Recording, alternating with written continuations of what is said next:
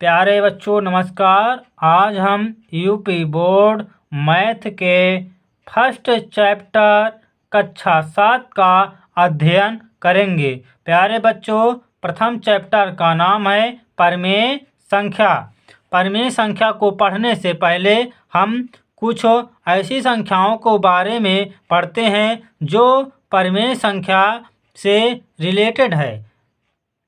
तो पहले पढ़ते हैं बच्चों प्राकृतिक संख्या। प्राकृतिक संख्या किसे कहते हैं? वो संख्याएं जो गिनी जा सकती, जैसे 1, 2, 3, 4 डॉट डॉट अनंत तक। 1 से लेकर अनंत तक के जो संख्याएं होती हैं प्राकृतिक संख्या कहलाती हैं। फिर बच्चों देखते हैं पूर्ण संख्या। तो प्राकृतिक संख्या में 0 और शामिल कर देने पर जो संख्या बनती है वह पूर्ण संख्या कहलाती है। जैसे 0, 1, 2, 3, 4, 5, 6 डॉट डॉट अनंत तक। आगे देखिए बच्चों, फिर है पूर्णांक संख्या। पूर्णांक संख्या किसे कहते हैं? पूर्ण संख्या में प्लस माइनस लगा देने पर जो संख्या बनती है वह, अब देखिए 0 +1 +2 +3 +4। अब देखिए फिर यही पूर्णांक संख्या में माइनस भी लगा है, -1 -2 -3 डॉट डॉट अनंत तक। तो पूर्ण संख्या में प्लस और माइनस लगा देने पर जो संख्या बनती है उस संख्या को हम कहते हैं पूर्णांक संख्या। तो पूर्णांक संख्याओं के 3 भाग होते हैं। नंबर 1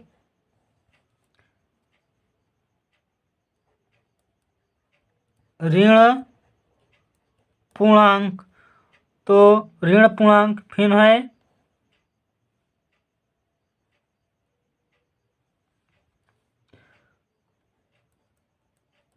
शून्य पूर्णांक। प्यारे बच्चों यहाँ पूर्णांक रहेगा। फिर है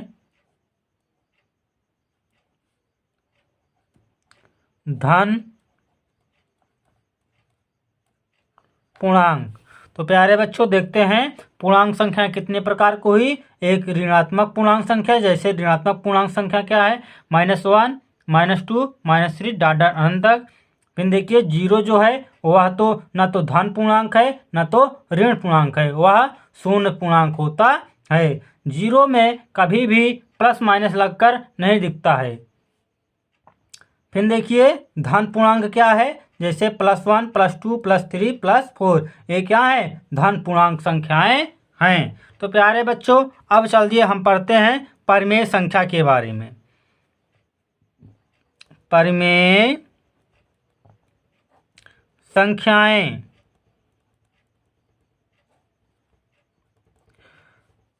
वे संख्याएं जो P/Q के रूप में लिखी जा सकती है।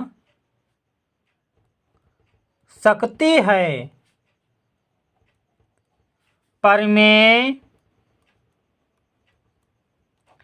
संख्याएं कहलाती हैं जहां Q बराबर कैन नॉट 0, मीन्स Q बराबर 0 नहीं हो सकता है।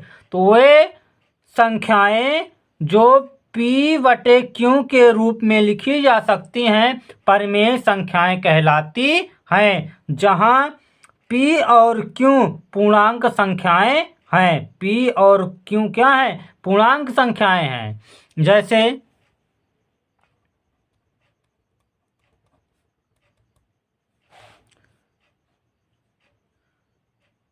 3/5 -7/8 10/9। तो 3/5 यह क्या है? परिमेय संख्या है, क्योंकि यह P/Q के रूप में है और Q बराबर 0 नहीं है। और यह 7/8 पी और क्यू के रूप में है। जहां देखिए ये पी और क्यू के रूप में है, यह पी और क्यू देखिए यह एक पूर्णांक संख्याएं हैं, पूर्णांक संख्याएं हैं। आगे बच्चों देखिए हम देखते हैं कि जो 11 है ये भी परिमेय संख्या है। 11 जो है ये भी परिमेय संख्या है, क्योंकि हम इसे 11/1 किसी भी संख्या के नीचे हम 1 लिख सकते हैं। जिसका कोई अगर संख्या है उसके नीचे हम हर में 1 लिख सकते हैं, इसलिए यह संख्या भी p/q के रूप में हो गई। इसलिए 11 को भी हम परिमेय संख्या कहेंगे। इसी प्रकार और देखते हैं, जैसे 9 भी एक क्या है, परिमेय संख्या है, क्योंकि हम इसके हर में 1 लिख सकते हैं। यह भी एक p/q के रूप में लिखी गई है, इसलिए 9 भी एक परिमेय संख्या है।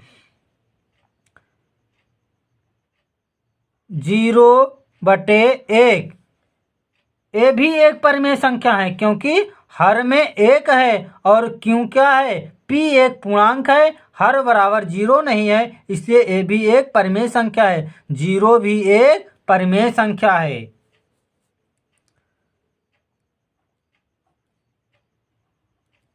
1/0 यह एक परिमेय संख्या नहीं है, क्योंकि इसके हर में जो 0 है, इसलिए यह परिमेय संख्या नहीं है।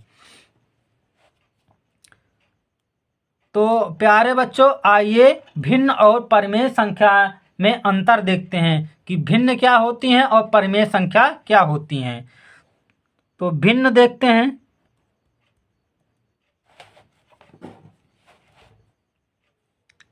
भिन्न संख्याएं, भिन्न संख्याएं पूर्ण संख्याएं होती हैं। जो p और q होती हैं वो पूर्ण संख्या होती हैं, जैसे 5/8, 8/9 आदि। इसके देखिए ये भी पूर्ण है, ये भी पूर्ण संख्या है। तो p/ जो q है वह पूर्ण संख्या होता है। लेकिन परिमेय संख्या में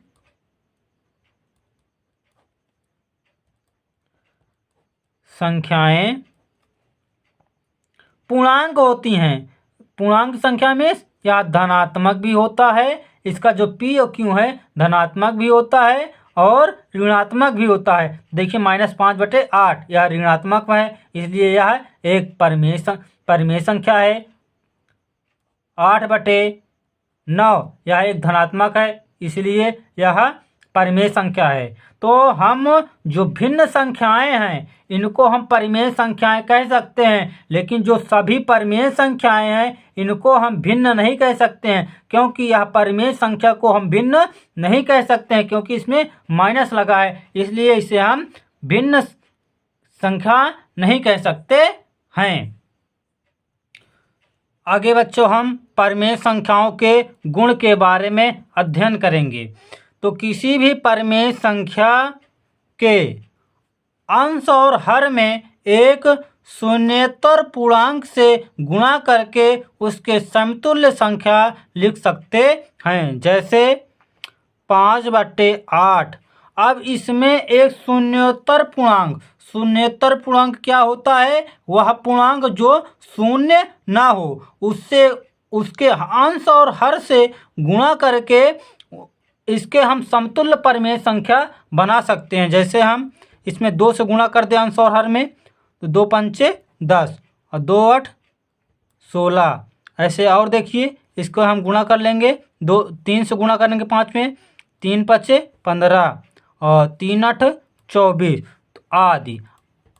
यह क्या है, ये जो परिमेय संख्याएं हैं 5/8 के समतुल्य परिमेय संख्याएं हैं।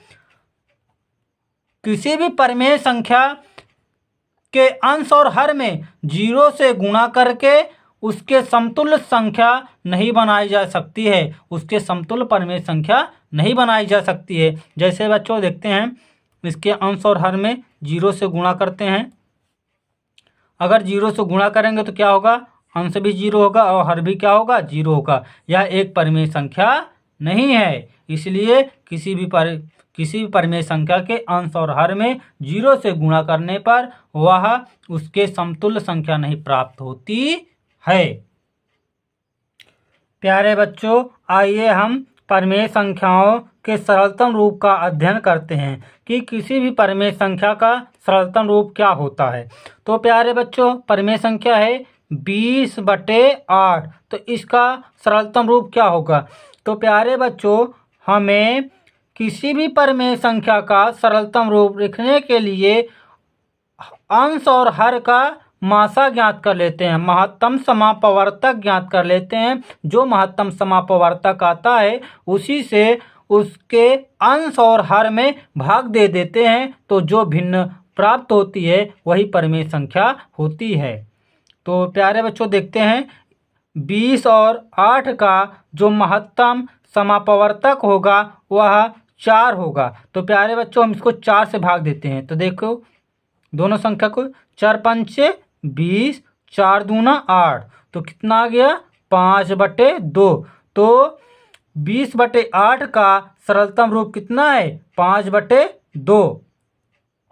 तो आगे बच्चों इसी तरह देखते हैं 40/10 का सरलतम रूप क्या होता है। तो इस प्यारे बच्चों, हम इसका जो है महत्तम समापवर्तक लेंगे। इसका महत्तम समापवर्तक जो है ज्ञात करने के लिए हम देखते हो ज्ञात कर लेते हैं। कैसे ज्ञात करते हैं, 40 और 10, तो कितनी बार, 10 चौक 40, कट गया, कट का मासा कितना आ गया, 10 आ गया। तो 10 से इसको भाग देंगे, 10 चौक 40, 10 सेकंड 10, कितना आ गया, 4/1। ऐसे देखते हैं -8/2, तो इसका भी महत्तम समापवर्तक कितना आएगा, 2 आएगा। तो 2 से भाग देंगे तो कितना आएगा, 2 चौके 8, 2 के 2, माइनस बचा था तो कितना आ जाएगा, -4/1, 8/-4। अब किसी भी परिमेय संख्या के अगर हर में माइनस है तो उसको पहले हर जो है धनात्मक बनाते हैं। हर धनात्मक बनाने के लिए प्यारे बच्चों हम जो है -1 से अंश और हर में गुणा करते हैं। तो देखिए माइनस से माइनस कट गया और 4 एकन्नम 4, 8 एकन्नम 8, यहाँ पर माइनस बचा था तो माइनस लग गया। अब इसका इस परिमेय संख्या का हम सरलतम रूप लिखेंगे। इसका पहले हम मासा ज्ञात करेंगे। मासा कितना आएगा, मासा इसका आएगा 4, 4 आएगा, 4 से भाग देंगे, 4 दूना 8, 4 एकन्नम 4, तो कितना आ गया, -2/1। 8/-4 का जो सरलतम रूप है -2/1 है। तो किसी भी संख्या का मानक रूप वह होता है जो उसका सरलतम रूप होता है। तो जैसे 8/-4 का मानक रूप क्या है, -2/1, क्योंकि 8/-4 का सरलतम रूप क्या है, -2/1। तो किसी भी परिमेय संख्या का मानक रूप उसका सरलतम रूप ही मानक रूप होता है। प्यारे बच्चों, कैसे हम जाने कि कोई भी परिमेय संख्या सरलतम रूप में आ गई है। तो जैसे प्यारे बच्चों हम देखते हैं 40/15